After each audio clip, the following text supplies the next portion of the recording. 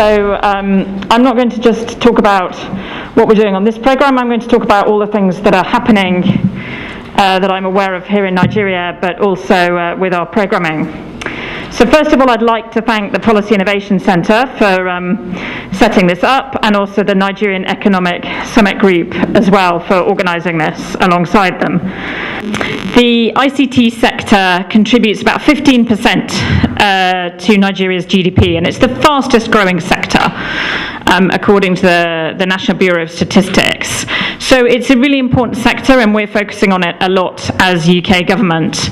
And we're excited to see some of the developments. We've watched the Equiano cable arriving in Lagos. We've watched the licensing of Airtel and MTN for mobile money, which we think is going to make a huge difference for people who don't have bank accounts and probably never would have bank accounts. And we're also really keen on e-government because it increases efficiency, reduces mistakes, and reduces corruption.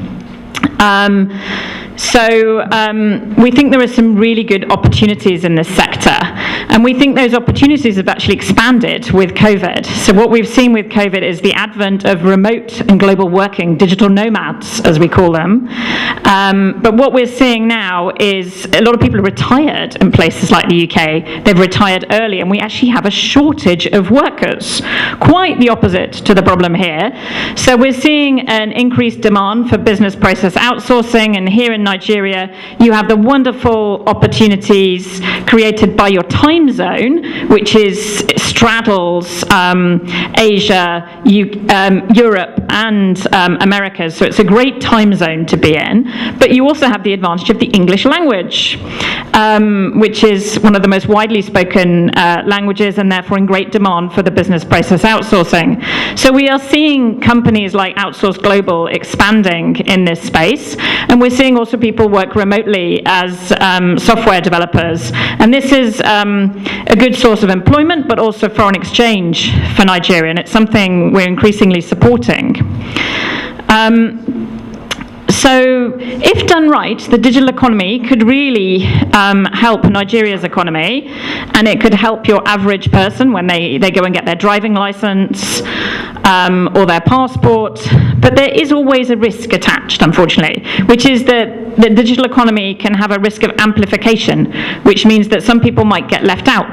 They'll get left out if they're already left out, and therefore we have to make sure through the Digital Access Programme with the Clue on Access that people aren't left behind. And that means giving them greater access to affordable, faster and quality internet. I think about 75% of Nigerians have internet access, mostly through mobile.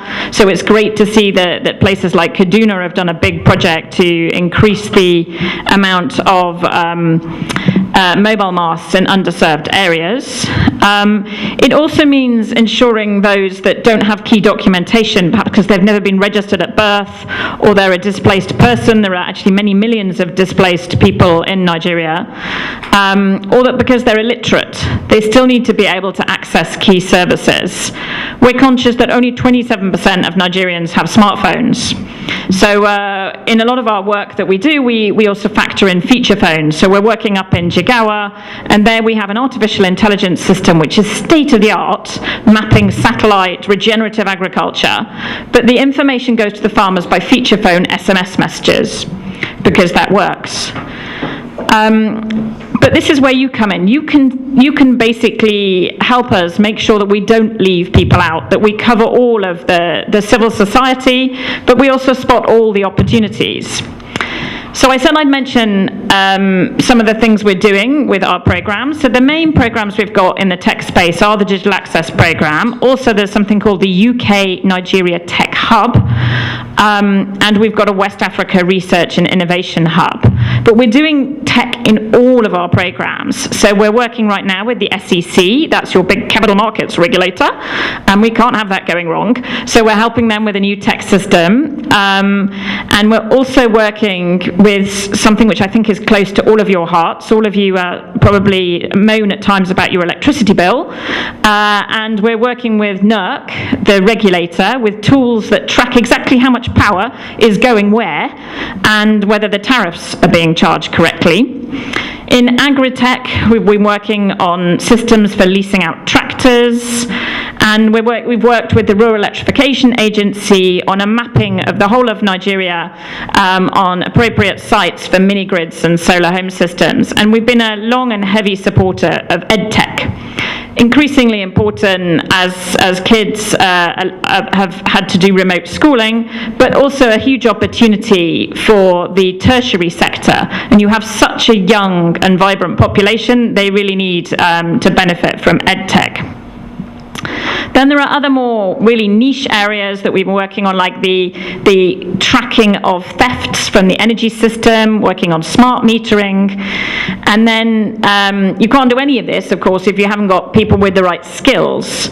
So our Skills for Prosperity program and our Tech Hub have supported more than 20,000 people with basic, intermediate, and advanced digital skills. Then there's the bit with the stakeholders, and that's, I think, what you're going to focus on a lot today, the overlap between the public and the private sector. And one of the things we looked at was, well, how do we get the broadband to more people? So the program worked on a 5-year national broadband plan that will help expand the connectivity from 38%. A lot of the people in the 75% earlier use mobile. So we're going to get 38% up to 75%, hopefully by 2025. And for that to happen, we need to have reforms such as the reducing in the rights of way charges in order to lay the cable, and we hope that there might also be opportunities with our Nigeria Infrastructure Advisor Facility program, which works on PPPs and infrastructure. For example, cables can be laid along the transmission company of Nigeria's electricity network or along the railways, which are actually all expanding, so it's a good moment. But we do need to think about the last mile. We mustn't forget those people to make sure that the rural and the poorer areas are also covered.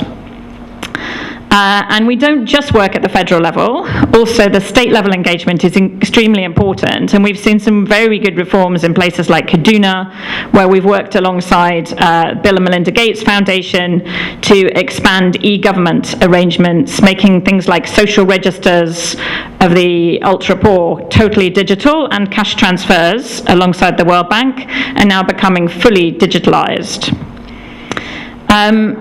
There is, along with the risks of people being left out, there's another big risk, which is cybercrime. And we've really put that at the forefront of our support, because we've recognized that it's something that you can have the most wonderful internet and digitalization in the world, but cybercrime can ruin it for people. And it's something that the UK has some strong strengths in. And we're working behind the scenes with the Nigerian government, but also with small and medium-sized enterprises, because if you've worked to set up a wonderful business, but then it's destroyed, that would be extremely sad. So there's also work with cybersecurity toolkits for them, and the digital forensic laboratories and capability enhancement. So I think I've said enough. It's now over to you guys. We're really keen to hear both from the public sector and the private sector, and to think of some innovative ways forward. If we can't innovate in tech, we can't innovate anywhere. This is definitely the place to do it. So over to you. You've got the brains and the rest of the time here to focus on things. Best of luck to everybody.